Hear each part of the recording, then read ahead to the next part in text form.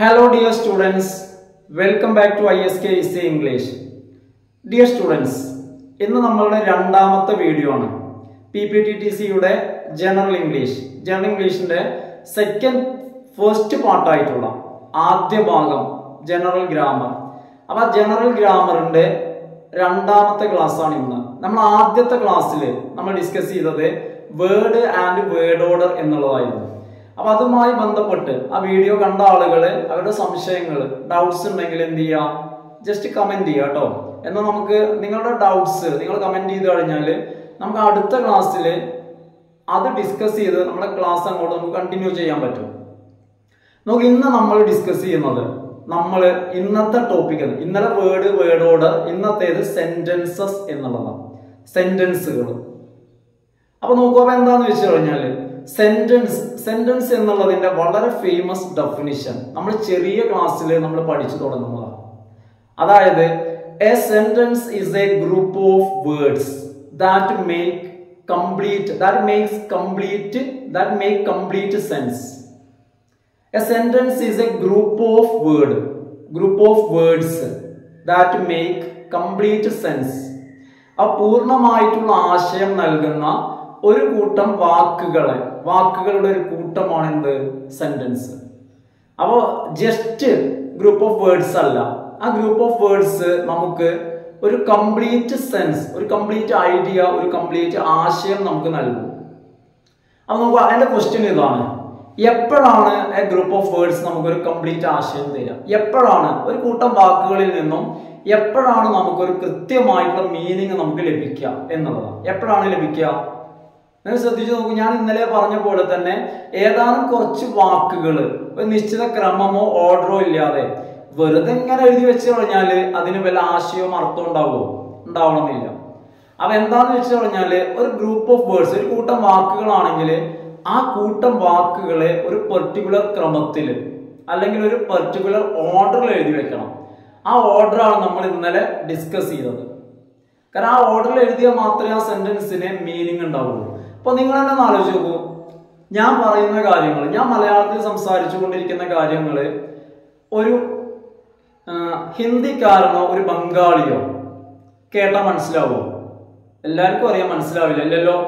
അതേപോലെ തന്നെ നമ്മളോട് ബംഗാളി ഭാഷയിൽ സംസാരിച്ചാൽ നമുക്ക് മനസ്സിലാവുമോ? നമുക്ക് മനസ്സിലാവില്ല. എന്താ കാരണം?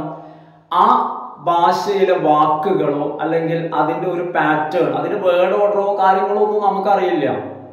അപ്പൊ എന്താന്ന് വെച്ച് കഴിഞ്ഞാല് ഒരു ഭാഷ സംസാരിക്കുമ്പോൾ, ഇനിയിപ്പോ അറിയുന്ന ആളാണെങ്കിൽ തന്നെ, ഇപ്പൊ നമ്മൾ ആലോചിച്ച് നോക്കൂ, ഇപ്പൊ ഇംഗ്ലീഷ് സംസാരിക്കുമ്പോൾ ആ പെർട്ടിക്കുലർ വേർഡ് ഓർഡർ, സെന്റൻസിന്റെ സ്ട്രക്ചർ, കൃത്യമായുള്ള വേർഡ്സ് നമ്മൾ ഫോളോ ചെയ്താൽ മാത്രമേ കേൾക്കുന്ന ആൾക്ക് മനസ്സിലാവുള്ളൂ. അപ്പൊ ആ കൃത്യമായിട്ടുള്ള വേർഡ് ഓർഡർ ഫോളോ ചെയ്തിട്ട് നമ്മൾ എഴുതുമ്പോൾ അതൊരു കംപ്ലീറ്റ് അർത്ഥം തരും. അങ്ങനെ വരുന്ന ഗ്രൂപ്പ് ഓഫ് വേർഡ്സിനെയാണ് എന്ത് പറയാ, സെന്റൻസ് എന്ന് പറയാം. ഇനി അടുത്തതായിട്ട് സെന്റൻസ് കാറ്റഗറിയാണ്, സെന്റൻസ് ടൈപ്സ്. അതായത് സെന്റൻസിനെ സ്ട്രക്ചറിന്റെ അടിസ്ഥാനത്തിൽ തരംതിരിച്ചിട്ടുണ്ട്. അതുപോലെ തന്നെ അതിലെ നമ്പർ ഓഫ് ക്ലോസിന്റെ അടിസ്ഥാനത്തിലും തരംതിരിച്ചിട്ടുണ്ട്. അപ്പൊ നമ്മൾ ഇന്ന് ഡിസ്കസ് ചെയ്യുന്നത് സ്ട്രക്ചറിന്റെ അടിസ്ഥാനത്തിൽ, അതായത് അതിലെ വാക്കുകളുടെ ആ word order, that is A structure. അതായത് സെന്റൻസിന് ഡിഫറെന്റ് സ്ട്രക്ചർ നൽകുന്നത് അതിലെ വേർഡ് ഓർഡർ ആണ്. അപ്പൊ ആ വേർഡ് ഓർഡറിന്റെ അടിസ്ഥാനത്തിൽ സെന്റൻസിനെ 4ആയി തരംതിരിച്ചിട്ടുണ്ട്. അപ്പൊ നമ്മൾ ഇംഗ്ലീഷിൽ പറയുമ്പോൾ sentences mainly are of 4 types. Sentences mainly are of 4 types. പ്രധാനമായിട്ടും 4 തരത്തിലുള്ള വാചകങ്ങളുണ്ട്. അപ്പൊ നമ്മൾ ഇന്നത്തെ ക്ലാസ്സിൽ നമുക്ക് ആ 4 ടൈപ്പ് ഒന്ന് ഡിസ്കസ് ചെയ്യാം, നിങ്ങൾക്കൊന്ന് മനസ്സിലാക്കുകയും ചെയ്യാം. അപ്പൊ അതിലെ ഒന്നാമത്തെ ടൈപ്പ് എന്ന് പറയുന്നത് അസേർട്ടീവ് സെന്റൻസ് എന്നുള്ളതാണ്. ഫസ്റ്റ് വൺ ഏതാ? അസേർട്ടീവ്. ഈ അസേർട്ട് എന്നുള്ള വാക്കുകൾ കേട്ടിട്ടുണ്ടോ? അസേർട്ട് എന്ന് പറയുന്ന പദത്തിന് അർത്ഥം ഉറപ്പിക്കുക എന്ന അസേർട്ട്. അപ്പൊ ഒന്നാമത്തെ ടൈപ്പാണ് അസേർട്ടീവ് അല്ലെങ്കിൽ ഡിക്ലറേറ്റീവ് സെന്റൻസ്. നിങ്ങൾ ഡിക്ലെയർ ചെയ്യാന്ന് കേട്ടില്ലേ? ഡിക്ലെയർ പ്രഖ്യാപിക്കാം, അസേർട്ട് ചെയ്യുക, ഉറപ്പിക്കാം. അപ്പൊ നോക്കൂ, സെന്റൻസിന്റെ പേരാണ് ഫസ്റ്റ്, സ്ട്രക്ചറിന്റെ അടിസ്ഥാനത്തിലുള്ള ആദ്യത്തെ സെന്റൻസ് ആണ് അസേർട്ടീവ് സെന്റൻസ് അല്ലെങ്കിൽ ഡിക്ലറേറ്റീവ് സെന്റൻസ്. അപ്പൊ എന്താണ് ഇത്തരം സെന്റൻസുകൾ? ഇത്തരം സെന്റൻസുകൾ എന്ന് പറയുമ്പോൾ ഇവയിൽ വരുന്നത് സ്റ്റേറ്റ്മെന്റ്സ്, പ്രസ്താവനകളായിരിക്കും. പ്രസ്താവന അല്ലെങ്കിൽ ജനറൽ ട്രൂത്ത്, പൊതുവായിട്ടുള്ള സത്യങ്ങൾ, പ്രസ്താവനകൾ. ഇപ്പൊ എക്സാമ്പിൾ ഞാൻ നിങ്ങൾക്ക് പറഞ്ഞുതരാം. അതായത് ഒരു ജനറൽ ട്രൂത്ത്, പൊതുവായ കാര്യമാണ് എന്ത്? Dog has 4 legs. ആർക്കും സംശയമില്ലല്ലോ, ഡോഗിന് 4 കാലുണ്ട്. Dog has 4 legs. ഇന്ന് ഏതാ ദിവസം? എന്ന് പറയുന്നത് വ്യാഴാഴ്ചയാണ് അല്ലെ? കറക്റ്റ് അല്ലേ? കാരണം വ്യാഴാഴ്ചയാണ് ഞാൻ ഈ വീഡിയോ ചെയ്യുന്നത്. ദാറ്റ് മീൻസ് ടുഡേ ഈസ് വ്യാഴാഴ്ചക്ക് എന്താ പറയാ? തേഴ്സ്ഡേ. Today is Thursday. ഇതൊരു യൂണിവേഴ്സൽ ട്രൂത്ത് ആണ്. എല്ലാവർക്കും അറിയുന്ന കാര്യമാണ്. അതേപോലെ തന്നെ മറ്റൊരു കാര്യമാണ് എന്ത്? Earth is round. Earth round ആണ്, ഭൂമി ഉരുണ്ടതാണ്. അപ്പൊ ഇതുപോലത്തെ സ്വാഭാവികമായിട്ടുള്ള എല്ലാവരും അംഗീകരിക്കുന്ന കാര്യങ്ങൾ. അപ്പൊ ഇത്തരത്തില് സ്റ്റേറ്റ്മെന്റ്സിനും ജനറൽ ട്രൂത്തിനും ഇത്തരം കാര്യങ്ങൾക്കാണ് നമ്മൾ അസർട്ടീവ് സെന്റൻസ് അല്ലെങ്കിൽ ഡിക്ലറേറ്റീവ് സെന്റൻസ് എന്ന് പറയാം. ഇനി അടുത്തൊരു കാര്യമാണ്, ഈ സെന്റൻസ് എങ്ങനെ അവസാനിക്കുക? ഈ sentence ends in A full stop. എങ്ങനെ അവസാനിക്കുക? ഫുൾ സ്റ്റോപ്പിൽ. ഒരിക്കലും ഈ സെന്റൻസിന്റെ അവസാനം നമ്മൾ ക്വസ്റ്റ്യൻ മാർക്കോ അല്ലെങ്കിൽ എക്സ്ക്ലമേഷൻ മാർക്ക്, അതായത് ആശ്ചര്യ ചിഹ്നമൊന്നും അല്ല കൊടുക്കുന്നത്. ഇതിന്റെ അവസാനം എന്ന് പറയുന്നത് ഫുൾ സ്റ്റോപ്പിലായിരിക്കും അവസാനിക്കുക. ഇനി രണ്ടാമത്തെ ടൈപ്പ് സെന്റൻസ്, അനദർ ടൈപ്പ് എന്ന് പറയുന്നത് ഇൻട്രോഗേറ്റീവ്. രണ്ടാമത്തെ ടൈപ്പ് എന്ന് പറയുന്നത് ഇൻട്രോഗേറ്റീവ് സെന്റൻസ് ആണ്. Interrogative sentence. ഇൻട്രോഗേറ്റീവ് എന്ന് പറഞ്ഞു കഴിഞ്ഞാല് ക്വസ്റ്റ്യൻസ് ആണ്. Questions are known as. ക്വസ്റ്റ്യൻസിനെയാണ്, ക്വസ്റ്റ്യൻസ് എന്ന് പറഞ്ഞപ്പോൾ തന്നെ പ്ലൂറൽ അല്ലേ? അതാണ് ഞാൻ അവിടെ 6 പറഞ്ഞത്. ക്വസ്റ്റ്യൻസിനെയാണ് എന്ത് വിളിക്കുന്നത്? Known as. എന്ത് വിളിക്കുന്നത്? Interrogative sentence. ക്വസ്റ്റ്യൻസ്. അപ്പൊ ക്വസ്റ്റ്യൻസിനെയാണ്. അപ്പൊ നമുക്കറിയാം പല തരത്തിലുള്ള ക്വസ്റ്റ്യൻസ് ഉണ്ട്. ഇഷ്ടംപോലെ എക്സാമ്പിളാണ്. എന്നോട് തന്നെ ചോദിക്കാം, വാട്ട്സ് യുവർ നെയിം? എന്താ നിങ്ങളുടെ പേര്? അല്ലെ? Where are you coming from? നിങ്ങൾ എവിടെ നിന്നാണ് വരുന്നത്? അല്ലെ? Why are you late? എന്തുകൊണ്ടാണ് നിങ്ങൾ വൈകി വന്നത്? അപ്പൊ ഇതുപോലത്തെ WH ക്വസ്റ്റ്യൻസ്, അതുപോലെ തന്നെ tag questions, yes or no questions, all questions, എല്ലാ ചോദ്യങ്ങളും, എല്ലാ ക്വസ്റ്റ്യൻസും ഈ കാറ്റഗറിയിലാണ് വരുന്നത്. അപ്പൊ നമ്മൾ ഈ ക്വസ്റ്റ്യൻസിനാണ് എന്ത് പറയാ? ഇൻട്രോഗേറ്റീവ് സെന്റൻസ് എന്ന് പറയാം. അപ്പൊ questions are also known as sentences. ക്വസ്റ്റ്യൻസിനെയും എന്തെന്നെ വിളിക്കുന്നത്? ക്വസ്റ്റ്യൻസിനെയും സെന്റൻസ് എന്ന് തന്നെയാണ് വിളിക്കുന്നത്. ക്വസ്റ്റ്യൻസും എന്താണ്? ചില ആളുകൾ ചിലപ്പോൾ ഇങ്ങനെ വിചാരിക്കും, എന്ത് വിചാരിക്കുക? ഫുൾ സ്റ്റോപ്പിൽ അവസാനിക്കുന്നത് മാത്രമാണ് സെന്റൻസ് എന്നായിരിക്കും ചിലപ്പോൾ ചിലരുടെയൊക്കെ ധാരണ. ഒരു അവരുടെ പ്രശ്നമല്ല, പൊതുവെ അങ്ങനെ ഒരു തോന്നലാണ്. പക്ഷേ ചോദ്യങ്ങളും എന്താണ്? ചോദ്യങ്ങളും സ്റ്റേറ്റ്മെന്റ്സ്, ചോദ്യങ്ങളും സെന്റൻസുകളാണ്. അപ്പൊ നമുക്ക് ഇതിന് നമ്മൾ അധികമൊന്നും പറയണ്ട. ഇത്തരം സെന്റൻസുകൾ, അതായത് ചോദ്യങ്ങൾ എങ്ങനെ അവസാനിക്കും എന്ന് ഞാൻ പറയേണ്ട കാര്യമില്ല, എല്ലാവർക്കും അറിയാം. അതിൽ ക്വസ്റ്റ്യൻ മാർക്കിലായിരിക്കും അവസാനിക്കുക. അപ്പൊ ഇൻട്രോഗേറ്റീവ് സെന്റൻസ് എന്ന് പറഞ്ഞു കഴിഞ്ഞാൽ ഇത്രയും മനസ്സിലാക്കുന്നുള്ളൂ. ഒന്നാമത്തെ കാര്യം എന്ന് പറയുന്നത് അതെന്തായിരിക്കും? ചോദ്യമായിരിക്കും. ഇൻട്രോഗേറ്റീവ് സെന്റൻസ് എന്ന് പറയുമ്പോൾ ചോദ്യമായിരിക്കും. അതിന്റെ അവസാനം എന്തുണ്ടാവും? ക്വസ്റ്റ്യൻ മാർക്ക് ഉണ്ടാവും. അത്രമാത്രം. അടുത്തത് എന്ന് പറഞ്ഞു കഴിഞ്ഞാൽ ഇമ്പരേറ്റീവ് സെന്റൻസ് ആണ്. ഈ പേര് കേട്ടിട്ടുണ്ടോ? Imperative sentence. ഈ പേര് നേരത്തെ ഇൻട്രോഗേറ്റീവ് എന്ന് പറഞ്ഞപ്പോൾ ആ പേര് കേട്ടിട്ടുണ്ടാവില്ല. പക്ഷെ അതിന്റെ എന്താണ് അത് എന്നുള്ളത് വെരി സിമ്പിൾ. അതേപോലെ തന്നെയാണ് ഇമ്പരേറ്റീവ് സെന്റൻസ് എന്നുള്ളതും. ആ പേര് മാത്രമേ കുറച്ച് ഗൗരവമുള്ളൂ. എന്താണ് അത് എന്നുള്ളത് വളരെ സിമ്പിളാണ്. ഇമ്പരേറ്റീവ് സെന്റൻസ് എന്ന് പറഞ്ഞു കഴിഞ്ഞാല് റിക്വസ്റ്റും കമാൻഡും ആണ്. റിക്വസ്റ്റും കമാൻഡ്. ഞാൻ ഒരാളോട് റിക്വസ്റ്റ് ചെയ്യാണ്, എനിക്കിപ്പോ ഈ ഡോർ ഒന്ന് അടക്കേണ്ട ആവശ്യം വരികയാണ്. അപ്പൊ ഞാൻ ഒരാളോട് പറയാണ്, ഞാൻ എങ്ങനെയാ ഞാൻ പറയാ? എനിക്ക് ഡോറൊന്ന് അടക്കണം. എന്താ പറയാ? അയാളോട് ഞാൻ റിക്വസ്റ്റ് ചെയ്യാണ്, പ്ലീസ് ക്ലോസ് ദ ഡോർ. എനിക്ക് വിൻഡോ ഒന്ന് തുറക്കണം. Open the window. ഞാൻ ഒരാളെ എൻ്റെ അടുത്തേക്ക് വിളിക്കുകയാണ്. എങ്ങനെ വിളിക്കാം? Come here. സ്റ്റുഡൻസിനോട് എങ്ങനെ പുസ്തകം എടുക്കാൻ പറയാം? Take your book.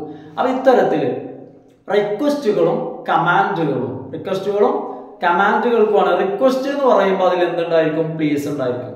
അല്ലെ? സാധാരണ നമ്മൾ സംസാരത്തിൽ നിന്നാണെങ്കിൽ നമുക്ക് ആ ടോണ് വെച്ച് ഒരാൾ നമ്മളോട് സംസാരിക്കുമ്പോൾ നമ്മളോട് റിക്വസ്റ്റ് ചെയ്യാണോ അതല്ല നമ്മളോട് കമാൻഡ് ചെയ്യാണോ എന്നുള്ളത് ടോണ് വെച്ച് നമുക്ക് മനസ്സിലാക്കാൻ പറ്റും അല്ലെ. ആ ടോണ് വെച്ച് ആളുടെ മാനസികാവസ്ഥ, ആളുടെ ഉദ്ദേശം എന്താന്നുള്ളത് ടോണിന്ന് അല്ലെ, ആളുടെ ടംബർ എങ്ങനെയുണ്ട് ആ ടോണ് വെച്ച് നമുക്ക് മനസ്സിലാക്കാൻ പറ്റും. അപ്പൊ ഇമ്പരേറ്റീവ് സെന്റൻസ് എന്ന് പറയുന്നത് എന്താണ്? റിക്വസ്റ്റ് അല്ലെങ്കിൽ കമാൻഡ്, അതാണ് ഇമ്പരേറ്റീവ് സെന്റൻസ്. അപ്പൊ ശ്രദ്ധിക്കാം. ഇനി ഇതില് മറ്റു സെന്റൻസുകളിൽ നിന്നെല്ലാം വ്യത്യസ്തമായിട്ട് എന്താണ് ഈ സെന്റൻസിന്റെ പ്രത്യേകത? Come here, open the door, take your book, get up early അല്ലെ, എന്താണ് ഇതിന്റെയൊക്കെ ഒരു പ്രത്യേകത? അപ്പൊ ഇവിടെ എന്താന്ന് വെച്ച് കഴിഞ്ഞാല് ഈ സെന്റൻസുകൾ ശ്രദ്ധിച്ചു കഴിഞ്ഞാല് നിങ്ങൾക്ക് സബ്ജക്റ്റിനെ കാണാൻ പറ്റില്ല. നിങ്ങൾ ആരെങ്കിലും ഇതിൽ സബ്ജക്റ്റ് കണ്ടോ? ഇമ്പരേറ്റീവ് സെന്റൻസുകൾ ഓപ്പൺ ചെയ്യുന്നത് വെർബ് വെച്ചാണ്. കം ഹിയർ അല്ലെ, open the window, close the door. അപ്പൊ ഇതെല്ലാം ഓപ്പൺ ചെയ്യുന്നത് വെർബ് വെച്ചാണ് തുടങ്ങുന്നത്. നമുക്ക് ശ്രദ്ധിച്ചു കഴിഞ്ഞാൽ ഇത്തരം വാചകങ്ങളിൽ നമുക്ക് സബ്ജക്റ്റിനെ കാണാൻ പറ്റില്ല. എന്നാൽ ഇവയിലെ സബ്ജക്റ്റ് എന്ന് പറയുന്നത് സെക്കൻഡ് പേഴ്സൺ പ്രോനൗണ് യു എന്നുള്ളതാണ്. ഓപ്പൺ ദ ഡോർ എന്ന് പറഞ്ഞാൽ യു ഓപ്പൺ ദ ഡോർ എന്നാണ്. അതായത് അവിടെ നീ എന്നുള്ളതുണ്ട് അല്ലെ, നീ ആ ഡോർ ഒന്ന് തുറക്ക്, അതേപോലെ തന്നെ നീ ആ വിൻഡോ ഒന്ന് ക്ലോസ് ചെയ്യും, അതാണ് പറയുക യു എന്നുള്ളതാണ്. പക്ഷെ ആ യു എന്നുള്ളത് പലപ്പോഴും എന്ത് ചെയ്യാറില്ല, നമ്മൾ ഉപയോഗിക്കാറില്ല. ജസ്റ്റ് ഓപ്പൺ ദ ഡോർ എന്നേ പറയാറുള്ളൂ. ആളോട് യു ഓപ്പൺ ദ ഡോർ, നീ ആ ഡോർ തുറക്കുക എന്ന് പറയാറില്ല.